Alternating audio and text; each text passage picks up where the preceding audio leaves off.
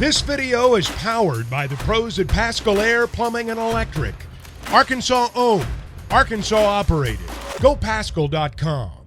Phil's in Hoover this morning, already there, getting ready for an early game. And Phil, I guess an early start to halftime. What's the weather like? And kind of paint the picture, set the scene in Hoover for us this morning.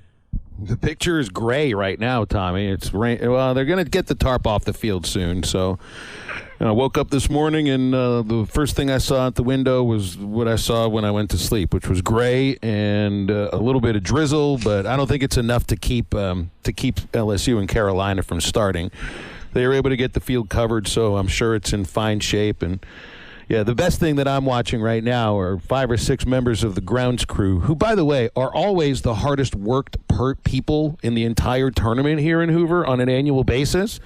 They're coming out of the dugout, getting ready to get the water off the tarp, of which there is plenty of it on there, and get the field ready for action. So Carolina's taking batting practice in the cages up the right field line, and I think everything should be on schedule today, thank goodness, because we don't need to sit around. Yeah, it should be an interesting day, and hopefully everything goes on time yesterday, other than the weather delay that forced Tennessee and A&M to have to finish up late. Everything seemed to move along at a nice pace. All right, Razorbacks today. Adcock's going to start. Should be an interesting beginning to this baseball game. Oh, no doubt. You got a couple of starting pitchers here that are in this game, Detmer from A&M and Adcock from Arkansas, that have great stuff, but sometimes have a little trouble putting it all together for a prolonged period of time. For Adcock, I think the longest he's gone this year has been, he threw a 6-inning start against Auburn, was really, really good in that game. That's the best he's done. And sometimes you can get 2, 3, 4 innings out of Cody, and he can be dominant at times. But every once in a while, there's going to be a mistake pitch from him, and it depends on whether or not the opponent takes advantage of that. This Aggies team has some really good hitters. One of the best freshmen in the country in Jace Lavalette, a couple of really good veteran hitters in like a Trevor Werner, who's come on of late, Jack Moss, who transferred from Arizona State a couple years ago. Detmer only threw 1 inning against Arkansas and couldn't find the strike zone. But I think A&M, by virtue of their win yesterday over Tennessee, that was huge for them. They were the team that I think needed to, if the committee does give you any boost from what happens in Hoover, the Aggies are the team that could get into the tournament. They might already be in the tournament, but I think yesterday's win might have helped solidify that for them. Phil, I wonder about how many pitchers we're going to see on both sides today. I mean, you mentioned Detmer. This is his 14th start, but he's only got 4 decisions, so he's not an innings eater. And it's hard to see Adcock going more than 2 or 3. I don't know that, even if he's pitching well, they plan to throw him more than that. How many do you think we're going to see on both sides today? I guess I think you'll probably see 4 pitchers from Arkansas in this game at least. I think the guys that you want to get going are the freshmen.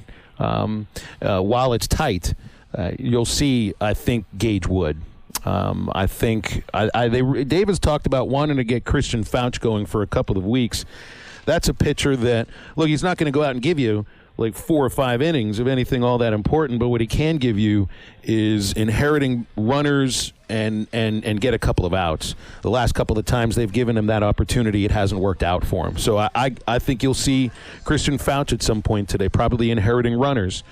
I think Ben Bybee will get an opportunity to pitch, because by the time you get to tomorrow, you're back in what you would think would be regular rhythm for the start of the regional next week. So maybe in that sense, that's a reason why Gage Wood might not pitch today, because you want him to be on regular rest for whatever he would be ready for next week. For the Aggies, man, I mean, they got an 8-inning start yesterday from Troy Wansing, so their pen is rested and ready to go, and I would imagine that both these teams are guaranteed playing 2 games from this one, so it's not that they're going to empty out the bullpen, because both teams have to play tomorrow no matter what. But they're in a different position than a lot of other teams usually would be after winning a single elimination game, because getting 8 innings from your starter on a Tuesday was pretty big for them. So. But Detmer, you're right. He doesn't get. If they get 4 innings out of him today, I think they'll be pretty happy with it. So I guess I'd be surprised if there's any less than 4 pitchers on both sides. You know, we've heard Dave talk about what his approach to this tournament is. Give us a sense of maybe what some of the other head coaches have done. You know, I noticed guys pitching off yesterday, midweek guys going. It seems like a lot of the teams have the same approach this week. What's your feel for that as you watch them play? I think that so many of these teams, you know, they're set with making a regional, so there's not that much pressure to do too much. The top 8 seeds, the top 8 national seeds out of the SEC, I feel like that's set. 3 out of 4 at least are going to be that. Vanderbilt might be the only question, but I think what I've learned, Chuck, in these 9 years that I've done these games here, the committee doesn't really care very much what you do in Hoover. They might have at one point, but I don't think they do now. I think you make your resume in the regular season. So I never feel like, at least the teams this year, and I've seen other years too, where teams are pressured to throw their best starters out of rhythm. LSU's not doing that today. They don't have to. Vanderbilt's not doing that today. They don't have to. Same with Arkansas. They don't have to. If they were in a position where they had to win some games to get a regional, or maybe, you know, go all the way to the championship game or win the tournament, then things would be different. But like the top 4 seeds in this tournament, they're good to go. I don't think there's any pressure on them whatsoever, other than just to try to play some good baseball and win today if you can, and then you're on your regular rest for your pitchers. But nobody here is going to go out and throw like 100 pitches, 110 pitches, because you don't want to do that to your pitcher the week before the start of a regional. So, I mean, Hunter Holland wasn't the same on a day short rest, but it was still 113 pitches against Carolina. He did not look anything like that against Vanderbilt. Left a lot of pitches up in the zone. So I don't think you want to do that to anybody the week before a regional. So I just don't think the teams ever feel any pressure to throw their dudes when their resume is set. All right. Well, Phil, thanks for starting what's going to be an incredibly long day for you already, a little bit earlier with us.